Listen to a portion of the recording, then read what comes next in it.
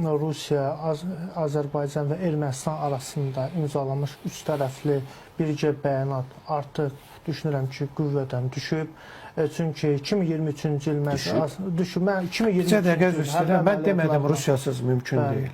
Mən dedim ki, Ermənistan bu məsələdə üç tərəfli bu anlaşmadan çıxdığını elan etməlidir.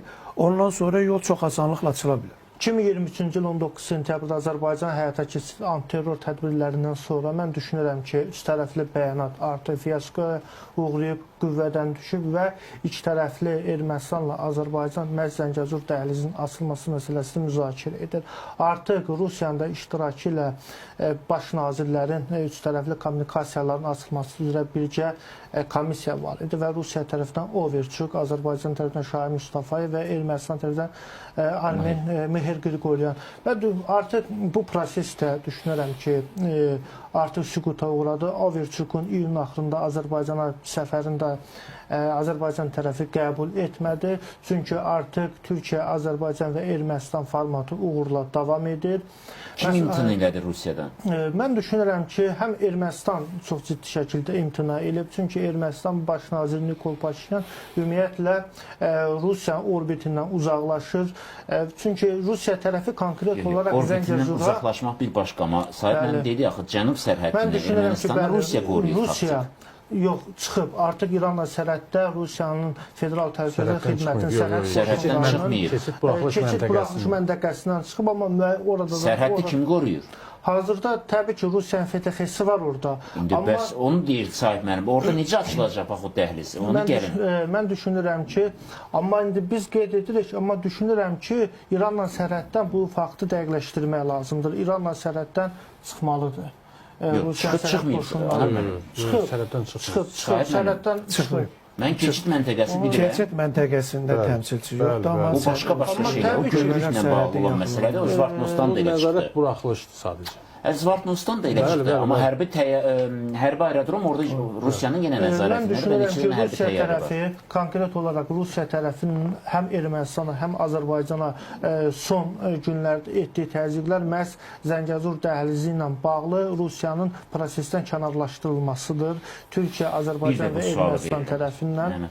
Baxın, sahib mənim çox dəqiq dedi. Lap razılaşdı tərəflər. Əgər imtina eləməsə Ermənistan ki, Rusiyanın, yəni get deməsə sözün əsl mənasında. Orada bu necə, yəni nəzəri və praktik cəhətdən necə mümkündür ki, sərhəddi Rusiya qoruyur? Mən düşünürəm ki, 43 kilometr ərazi ki var. Mən düşünürəm ki, Ermənistan tərəfi Rusiya sərhədçilərinin oradan çıxarılmasını tələb edəcək. Nə vaxt? Ermənistan tərəfi.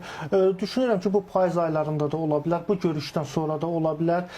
Deməli, kommunikasiyalar açıldı demək olmaz. Mən təkcə kommunikasiyalar açılı Zəngəzur dəhlizi vasitəsilə, burada Qazax istiqamətində də dəmir yolunun açılması, Ermənistan tərəfi Görüş istiqamətində də orada nəqliyyat yolunun açılmasını təklif edir və amma biz onu istəmirik. Biz onu istəmirik Naxçıvana. Həmçinin Qazax istiqamətində dəmir yolunun açılması və bu istiqamətdə Azərbaycan, Ermənistan bizə Naxçıvana, Azərbaycandan Azərbaycana prinsipi lazımdır. Ermənistan da razılığını verib. İndi Ermənistan oradakı sərhəddən, İranla sərhəddən Rusiya sərhədçilərin çıxarılmasıdır və bunu Ermənistan etməlidir. Eləyə biləcək. Mən düşünürəm ki, edəcək. Necə Türkiyə ilə müəyyən ərazidən sərhədçiləri çıxartdı, Zvantus aeroportdan çıxartdı və İranla da sərhəddən Ermənistan tərəfi tələb edəcək ki, çıxsın. Çünki artıq Ermənistan da sərhəd qoşunları formalaşır. Nəzərə alaq ki, Zəngəzurda Amerikanın da kəşfiyyatçıları ora yerləşdirilib. Bir müddət bundan əvvəl Amerikanın hərbiçiləri Zəngəzura gəlib, indi onlar Siyan deyirlər. Həmçinin orada Fransanın da bilirsiniz konsulluğu var. Yəni Zəngəzur İranın da konsulluğu var. Təbii ki, İran bu məsələlərə ağırlı yanaşır. Təbii ki, bu İranla bağlı. Gəlin bu məsələni Anar müəllimdə əsaslandırsın. Yəni doğrudan bu mümkündür. Bugün elan olunsun və bugün də Paşinyan desin, çıxın Zəngəzurdan. Yox, o olmayacaq. Çox gözəl bir məsələyə toxundu ki, bu ərazi Ermənistan ərazisidir və bundan imtina ilə bağlı Ermənistan təşəbbüs göstərməlidir. Amma beynəlxalq hüquq başqa bir yanaşma ortaya qoyur. Beynəlxalq hüquqa əsasən üç tərəfli razılaşmalar denasas edilmədən, qüvvədən salınmadan bu prosesləri həyata keçirmək mümkün deyil. 10 noyabr bəyanatının 9-cu bənd, 10 noyabr bəyanatı Mənim hörmətli həmkarım deyir ki, artıq fiyaskoya uğrayıb. Tərəflərdən heç biri imtina etməyib bu bəyanatdan. Bəli, hansısa müddəaların reallaşması ilə bağlı şərait dəyişə bilər.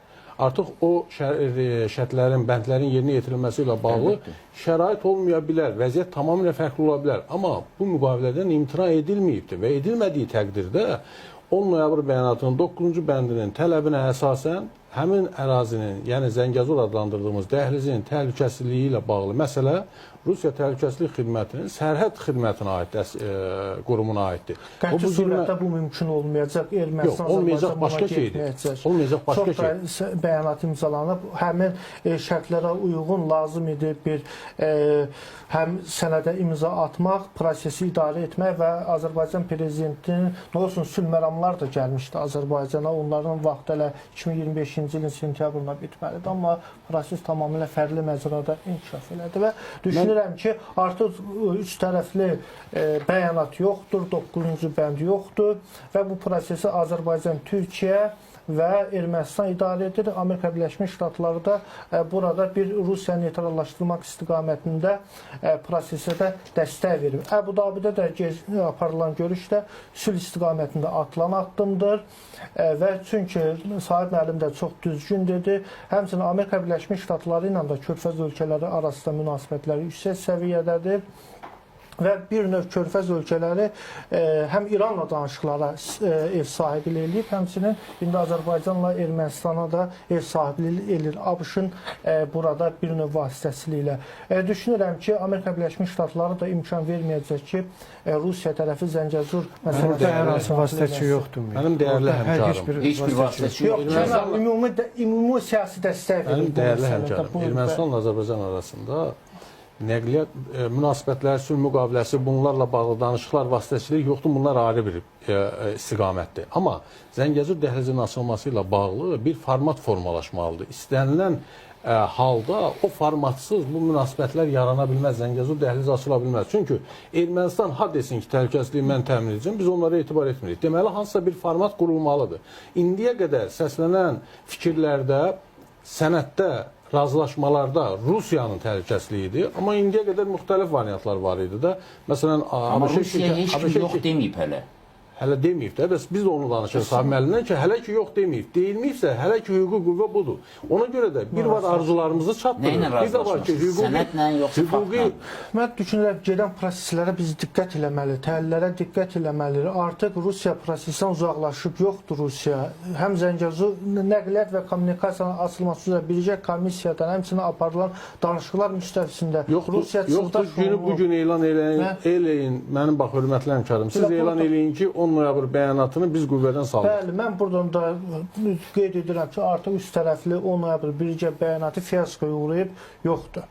Yox, fiyaskoya uğrayıb mövqeyinizdir. Elan eləyin ki, mən onu denasas edirəm. Mən dövlətin rəsmisi deyiləm, bunu rəsmi Bakı elan edə bilər.